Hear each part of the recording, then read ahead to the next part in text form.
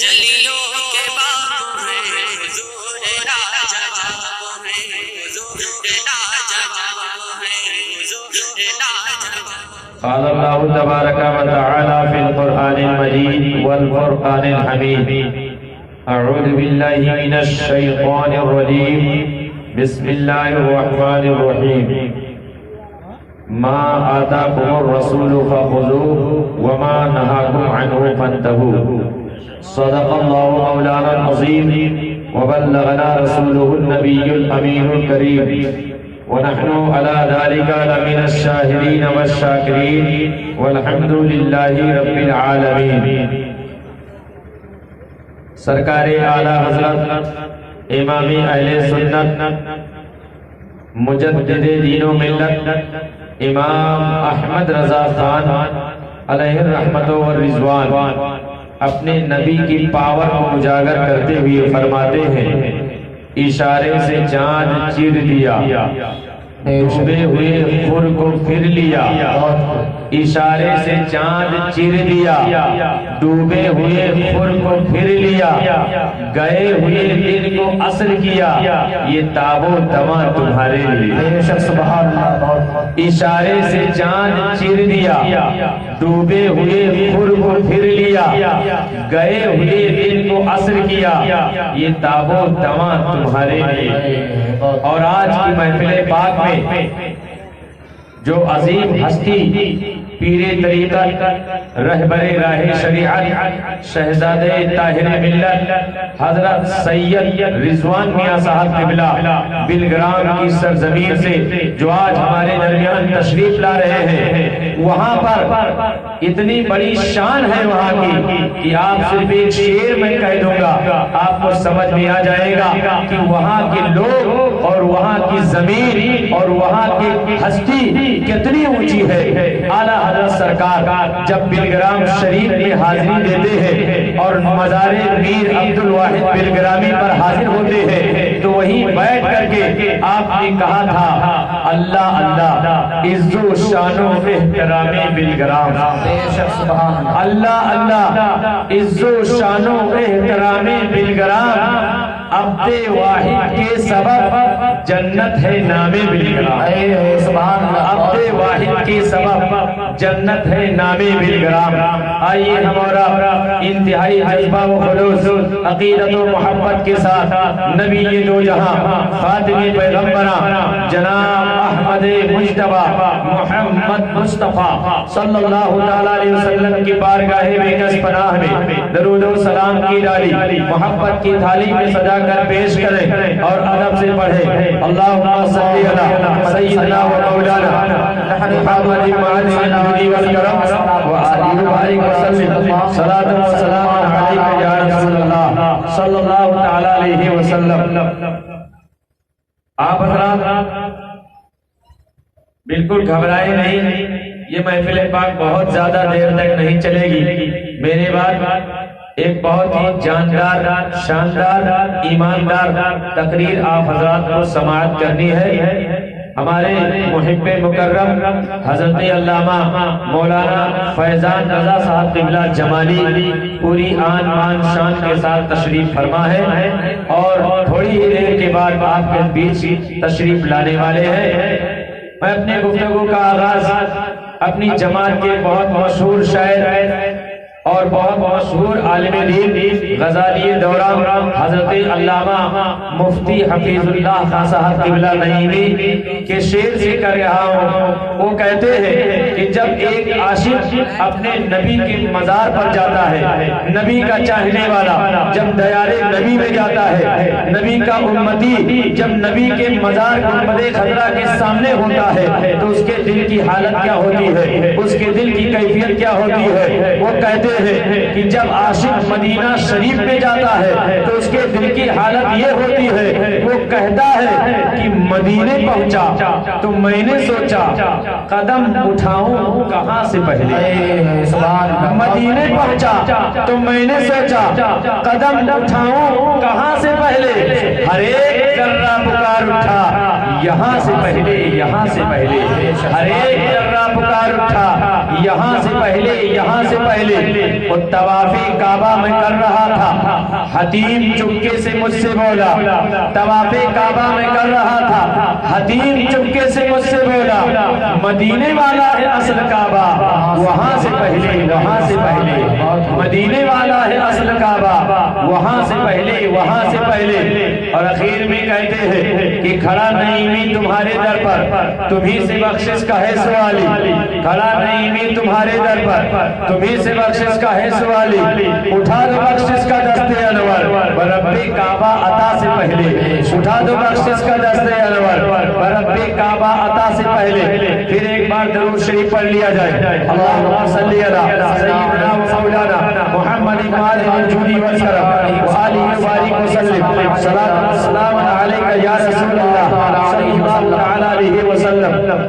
حضرات، میں نے آپ کے سامنے جو آیت کریمہ تلاوت کی ہے، اس میں اللہ تعالیٰ قرآن حکیم کے اندر ارشاد فرماتا ہے ما آتاکم الرسول فخذوہ وما نہاکم عنہ فانتہوا، کہ جو تمہیں رسول دے اسے لے لو اور جس چیز سے رسول منع کرے اس سے رک جاؤ۔ حضرات، یہ جو چھوٹی سی آیت کریمہ ہے جو میں نے آپ کے سامنے پڑھی ہے، دیکھنے میں ایک سے ایک معمولی آیت لگ رہی ہے، دیکھنے میں ایک چھوٹی سی آیت لگ رہی ہے، لیکن ایک چھوٹی سی آیت نہیں ہے، ایک معمولی سی آیت نہیں ہے، بلکہ ایک بہت بڑے سوال کا جواب ہے۔ اب آپ اندازہ کر سکتے ہیں کہ سوال کتنا ہائیسٹ ہے، سوال کتنا اونچا ہے کہ جس کا جواب کسی انسان نے نہیں بلکہ جس کا جواب قرآن نے دیا ہے۔ اتنا بڑا سوال ہے کہ جس کا جواب پروردگار دے رہا ہے، اتنا بڑا سوال ہے جس کا جواب اللہ دے رہا ہے۔ اللہ تعالیٰ نے جس کا جواب دے دیا ہے، اب وہ کون سا سوال ہے جس کا جواب اللہ دے رہا ہے؟ کون سا سوال ہے جس کا جواب پروردگار دے رہا ہے؟ کون سا سوال ہے جس کا جواب قرآن دے رہا ہے؟ تو حضرات، سوال اتنا ہے، سوال یہ ہے کہ نبی کے اختیار میں کچھ ہے یا نہیں ہے، رسول کے چاہنے سے کچھ ہوتا ہے یا نہیں ہوتا ہے، یہی سوال ہے۔ اس کا جواب اللہ نے دیا ہے، اس کا جواب قرآن نے دیا ہے۔ سوال آج کیا گیا ہے لیکن جواب 1443 سال پہلے آ گیا ہے۔ سوال آج کیا گیا ہے، جواب 1443 سال پہلے آ گیا ہے۔ سوال کرنے والا انسان ہے لیکن جواب دینے والا قرآن ہے، سوال کرنے والا انسان ہے لیکن جواب دینے والا اللہ ہے۔ سوال انسان کر رہا ہے، جواب پروردگار دے رہا ہے۔ اللہ تعالیٰ قرآن میں فرماتا ہے ما آتاکم الرسول فخذوہ، کہ جو تمہیں رسول دے اسے لے لو، یعنی دینے کا اختیار نبی کو ہے۔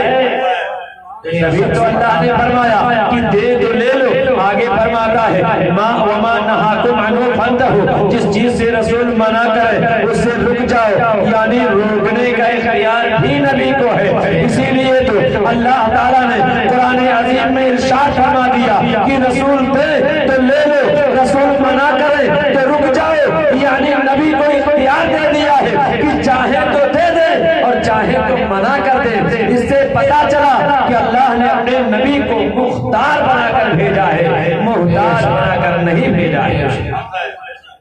اور اس کو میں اور آسان کرتے ہوئے آپ کو ایک مثال دیتا ہوں، انشاءاللہ بات 100% آپ کے دماغ میں اتر جائے گی، آپ کو سمجھ میں آ جائے گا کہ اللہ نے اپنے نبی کو مختار بنایا ہے۔ حضرات، آپ نے دیکھا ہوگا آپ کے گاؤں علاقے سے، آپ کے قرب و جوار سے، آپ کے محلے سے لوگ ودیش اور پردیش پیسے کمانے کے لیے جاتے ہیں۔ آپ نے دیکھا ہوگا یہاں سے لوگ ممبئی، حیدرآباد، دلی پیسے کمانے کے لیے جاتے ہیں۔ آپ نے یہ بھی دیکھا ہوگا کہ جب باپ اپنے بیٹے کو الگ کرتا ہے اور بیٹا اپنے باپ سے الگ ہوتا ہے، سلام کلام کرتا ہے، مصافحہ معاہدہ کرتا ہے اور اپنی جگہ کو چھوڑ کر پردیش میں جاتا ہے، اپنی جگہ کو چھوڑ کر ودیش میں جاتا ہے، پیسے کمانے کے لیے جاتا ہے، اور جب باپ سے ملاقات کرتا ہے، آخری بار سلام مصافحہ کرتا ہے، معاہدہ کرتا ہے، تو باپ اپنے بیٹے کو قریب کرتا ہے اور اپنے جیب سے ایک 500 کا نوٹ نکالتا ہے اور بیٹے کے جیب میں ڈال دیتا ہے، 100 کا نوٹ نکالتا ہے، بیٹے کے جیب میں ڈال دیتا ہے۔ اب آپ اس باپ سے سوال کیجئے کہ جب آپ کا بیٹا پیسے کمانے جا رہا ہے، جب آپ کا بیٹا پیسے کے لیے جا رہا ہے، تو پھر آپ نے اپنے بیٹے کو خالی جیب کیوں نہیں بھیجا؟ آپ نے اپنے بیٹے کو خالی ہاتھ کیوں نہیں بھیجا؟ تو یقین کیجئے اس باپ کا جواب ہوگا کیا ہے پوچھنے والے، میں نے اپنے بیٹے کو پیسے کے لیے تو بھیجا لیکن خالی جیب اس لیے نہیں بھیجا، خالی ہاتھ اس لیے نہیں بھیجا کہ کہیں ایسا نہ ہو کہ میرا بیٹا راستے میں کچھ کھانا چاہے تو اس کے پاس پیسے نہ ہو، میرا بیٹا کچھ کسی غریب کو دینا چاہے تو اس کے پاس پیسے نہ ہو، میرا بیٹا کسی مجبور کی مدد کرنا چاہے تو اس کے پاس پیسے نہ ہو، اس لیے جب میں نے اپنے بیٹے کو بھیجا تو خالی جیب نہیں بھیجا، خالی ہاتھ نہیں بھیجا، بلکہ میں نے جب اپنے بیٹے کو بھیجا تو اسے پیسے دے کر بھیجا۔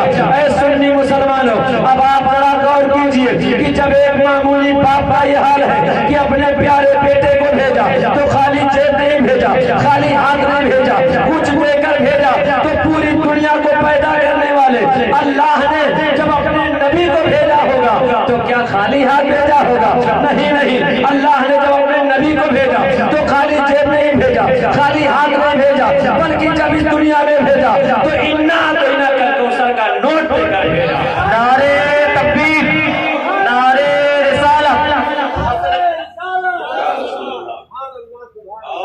اللہ نے جب اپنے نبی کو اس دنیا میں بھیجا تو خالی جیب نہیں بھیجا، خالی ہاتھ نہیں بھیجا، بلکہ اللہ نے جب نبی کو بھیجا تو انا دینا کا کوثر کا نوٹ دے کر بھیجا۔ ارشاد فرمایا وَأَمَّا السَّائِلَ فَلَا تَنْهَرْ، اے محبوب آپ کے پاس دنیا مانگنے کے لیے آئے گی، آپ کے پاس مانگتے مانگنے کے لیے آئیں گے تو کسی مانگنے والے کو جھڑکنا نہیں، بلکہ جتنے لوگ آئیں گے سب کو عطا کر دینا، بے شک سبحان اللہ، سب کو دے دینا۔ اسی لیے تو ہمارے امام اہل سنت، تاجدار اہل سنت سیدی سرکار اعلیٰ حضرت عشق و محبت فرماتے ہیں، امام عشق و محبت فرماتے ہیں کہ مانگیں گے مانگے جائیں گے، منہ مانگی پائیں گے، مانگیں گے مانگے جائیں گے، منہ مانگی پائیں گے۔ سرکار میں نہ لاہے نہ حاجت اگر کی ہے، سرکار میں نہ لاہے نہ حاجت اگر کی ہے، سرکار سے جس نے جو مانگا میرے نبی نے اپنے اختیار سے اس کو وہ عطا کر دیا۔ اسی لیے تاریخ اٹھا کر دیکھ لیجئے، اتہاس گواہی دیتی ہے کہ نبی سے جس نے جو مانگا آقا نے اس کو وہ عطا کر دیا۔ مانگنے والے نے دولت مانگا تو نبی نے دولت دے دیا، اگر کسی نے عزت مانگا تو نبی نے عزت دے دیا، اگر کسی نے شہرت مانگا تو نبی نے شہرت دے دیا، اگر کسی نے حکومت مانگا تو نبی نے حکومت دے دیا، اگر کسی نے تخت و تاج مانگا تو نبی نے تخت و تاج دے دیا، اگر کسی نے دنیا کی کوئی چیز چاہی تو نبی نے اس کو دے دیا۔ حد یہ ہے کہ اگر کسی نے نبی سے جنت مانگا تو میرے نبی نے غلام کو جنت بھی عطا کر دیا۔ سبحان اللہ، کون نہیں جانتا ہے؟ یہ ہمارے علماء کرام جانتے ہیں۔ مشکات شریف کی حدیث پاک ہے، ایک بہت مشہور صحابی حضرت ربیعہ بن کعب اسلمی رضی اللہ تعالیٰ عنہ، وہ سرکار کے بہت خاص صحابی اور سرکار کے خاص غلام ہے۔ ان کا روزانہ کا معمول ہے کہ جب رات میں تہجد کی نماز کے لیے ہمارے رات کے نبی بیدار ہوتے ہیں، تہجد کی نماز کے لیے اٹھتے ہیں تو حضرت ربیعہ اپنے معمول کے مطابق روزانہ نبی کے لیے پانی پیش کرتے ہیں، مسواک کرنے کے لیے مسواک پیش کرتے ہیں۔ یہی روزانہ کا معمول ہے، جب بھی تہجد کی نماز کے لیے ہمارے نبی بیدار ہوتے ہیں تو یہ پانی پیش کرتے ہیں، مسواک پیش کرتے ہیں۔ ایک رات میں نبی رات میں تہجد کی نماز کے لیے اٹھتے ہیں اور حضرت ربیعہ نے اپنے معمول کے مطابق نبی کے لیے پانی پیش کر دیا، نبی کے لیے مسواک پیش کر دیا۔ ہمارے نبی پانی کے قریب گئے، مسواک کے قریب گئے اور جب پانی کو دیکھا، مسواک کو دیکھا تو نبی کی رحمت کو جوش آ گیا۔ آقا ارشاد فرماتے ہیں صلی یا ربیعہ، اے ربیعہ جو چاہو مانگ لو۔ کیا کہا نبی نے؟ فرمایا جو چاہو مانگ لو۔ اب حضرت ربیعہ نے کہا کہ میں کیا مانگوں؟ اگر نبی سے دولت مانگوں گا تو دولت ہمیشہ نہیں رہے گی، اگر نبی سے عزت مانگوں گا تو مرنے کے بعد ختم ہو جائے گی، اگر نبی سے حکومت مانگوں گا تو میرے بعد کوئی دوسرا اس کا مالک بن جائے گا، نبی سے مانگو تو کیا مانگو؟ حضرت ربیعہ نے سوچ سمجھ کر جواب دیا، بارگاہ رسالت میں عرض کرتے ہیں اسألک مرافقتک فی الجنہ، یا رسول اللہ مجھے کچھ نہیں چاہیے، مجھے جنت میں آپ کی غلامی چاہیے۔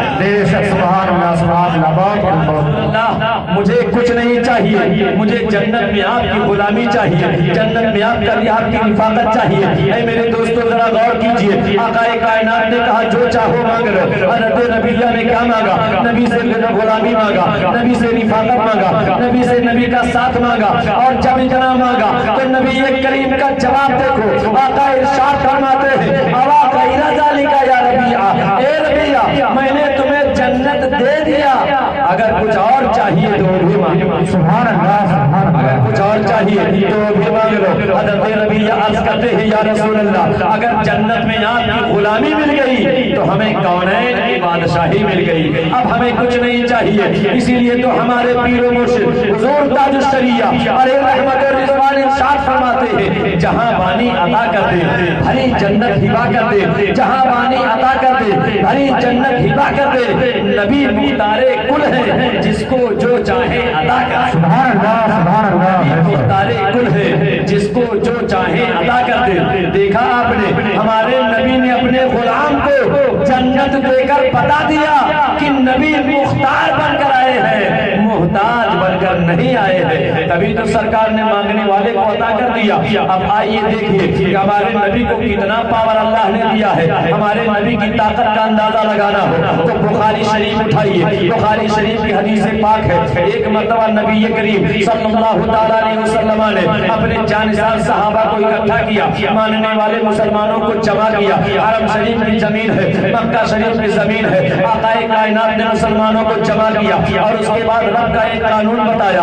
اللہ کے رسول فرماتے اے لوگو، اللہ نے مکہ کو حرم بنایا ہے۔ اب حرم کسے کہتے ہیں، حرم کی تعریف کیا ہے، حرم کی ڈیفینیشن کیا ہے، حرم کی پریبھاشا کیا ہے، یہی بتانا چاہتے ہیں ہمارے نبی، حرم کا قانون سمجھانا چاہتے ہیں ہمارے نبی۔ آقا فرماتے اے لوگو، اللہ نے مکہ کو حرم بنایا ہے، اب حرم کا قاعدہ میرے نبی کی زبان سے سنو، حرم میں رہنے کا طریقہ میرے نبی کی زبان سے سنو، حرم کا معنی میرے نبی کی زبان سے سنو۔ آقا فرماتے ہیں اے لوگو، اللہ نے مکہ کو حرم بنایا ہے، لا یعلم شوقها ولا ينفر صيدها ولا ينتقد لقطها الا من عرفها ولا يقتلى خلالها۔ فقال العباس یا رسول اللہ الا الاسخر، فقال الا الاسخر۔ آقا کائنات فرماتے ہیں اے لوگو، اللہ نے مکہ کو حرم بنایا ہے، اب حرم کا قاعدہ میرے نبی فرماتے ہیں کہ حرم کا قاعدہ یہ ہے کہ یہاں پر کسی آدمی کو تکلیف نہ دیا جائے، یہاں پر کوئی سامان بڑا ہونا نہ اٹھایا جائے، یہاں پر کوئی پیڑ نہ کاٹا جائے، یہاں پر کوئی تنکا نہ توڑا جائے، یہاں پر کوئی گھاس نہ کاٹا جائے، یہ سب کام اللہ کے رسول نے حرام کر دیا ہے۔ آقا ایک ایک چیز کا نام لیتے جا رہے ہیں، اسے حرام کرتے جا رہے ہیں۔ فرماتے ہیں کہ اگر حرم کے اندر کوئی سامان دیکھو تو اسے نہ اٹھاؤ، اس لیے کہ جائز نہیں ہے۔ آقا فرماتے حرم کے اندر پیڑ ہو تو اسے نہ کاٹو کیونکہ جائز نہیں ہے۔ آقا فرماتے ہیں کہ اگر کوئی آدمی آ جائے